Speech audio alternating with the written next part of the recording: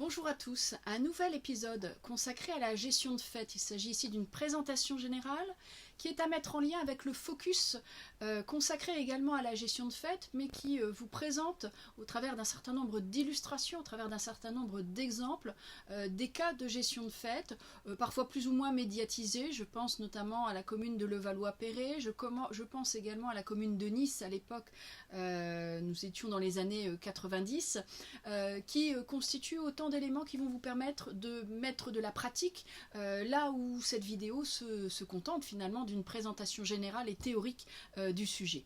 Alors la notion de gestion de fête, il faut la voir en lien avec le principe de séparation des ordonnateurs et des comptables. Ce principe, nous l'avons déjà évoqué brièvement dans le cadre de l'épisode du cours de droit public financier consacré aux acteurs de l'exécution budgétaire.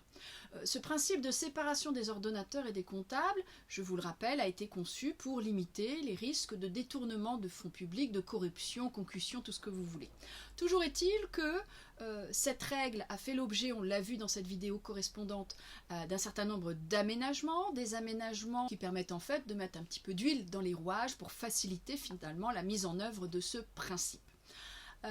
L'hypothèse qui va nous retenir dans le cadre de cette vidéo, c'est l'hypothèse où ce principe de séparation des ordonnateurs et des comptables est méconnu, plus ou moins volontairement d'ailleurs, mais où en tout cas on sort du cadre légal, on se retrouve dans des contextes de maniement des fonds publics qui ne correspondent pas aux règles de la comptabilité publique. En d'autres termes, on va avoir affaire à des personnes qui vont se comporter comme des comptables publics alors qu'elles n'en ont pas la compétence, alors qu'elles n'en ont pas l'autorité.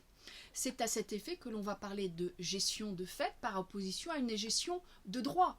La gestion du comptable public est une gestion de droit.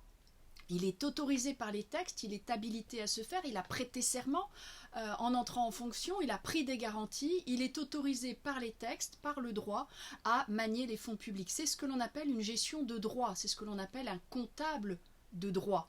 Également appelé, vocabulaire similaire, synonyme, un comptable patent ou une gestion patente. Par opposition, tout ce qui sera hors cadre d'une comptabilité de droit, d'une comptabilité patente, sera qualifié de comptabilité de fait. On va avoir affaire à une gestion de fait, on va avoir affaire à des gestionnaires de fait. Les gestionnaires de fait, ce sont des personnes qui vont s'immiscer dans les fonctions comptables de manière plus ou moins avouable, on va dire. On va avoir affaire à des gestions de fait réalisées à des fins d'intérêt privé, détournement de fonds publics caractérisés, donc pénalement répréhensibles.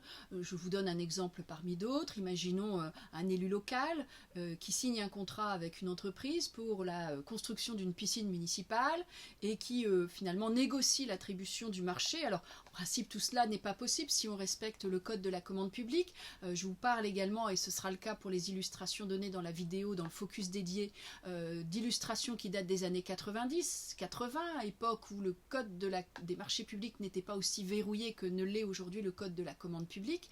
Néanmoins, des cas où effectivement on va pouvoir s'affranchir de règles applicables, en l'occurrence, et pour le cas d'espèce que je vous donne, s'affranchir des règles de la commande publique et obtenir finalement de négocier l'attribution d'un marché à une entreprise, moyennant finalement une contrepartie. Et on peut imaginer que l'élu local accepte d'attribuer à une entreprise en contrepartie de la construction d'une piscine dans son propre jardin, par exemple. Voilà pour une illustration parmi d'autres de détournement à des fins d'intérêt privé. La jurisprudence en matière de gestion de fête en regorge, si je puis dire, que ce soit pour le paiement de dépenses personnelles. Je songe notamment à l'illustration que vous trouverez dans le focus correspondant de la commune de Levallois-Perret avec l'emploi de personnels communaux à des fins d'intérêt privé, puisque le maire de la commune avait à sa disposition 3 personnels communaux, l'une à des fins de gouvernante, l'autre pour l'entretien de ses jardins et un homme à tout faire. Là, manifestement, il y a effectivement un détournement de fonds publics à des fins d'intérêt privé. On est sur le cadre d'une gestion de fait, on est sur des cas totalement et pénalement répréhensibles, donc on peut avoir des actions au pénal, mais en parallèle, on va avoir une action devant le juge financier, que ce soit la Cour des comptes ou une chambre régionale ou une chambre territoriale des comptes, et on peut avoir une sanction de la gestion de fait. Alors, quel est l'objet de la gestion de fait? C'est de rétablir l'orthodoxie comptable, Si cet argent n'était pas sorti de la caisse publique, cet argent aurait été contrôlé par le juge des comptes au travers des comptes du comptable public. Eh bien, l'objectif est le même, il s'agit de faire contrôler l'emploi de ces fonds par le juge des comptes, et on va donc demander au comptable de fait de produire une comptabilité. Ce qui peut d'ailleurs recéler de redoutables difficultés si on n'a pas été opérationnel ou en tout cas efficace sur la tenue de cette comptabilité. Il va falloir la reconstituer.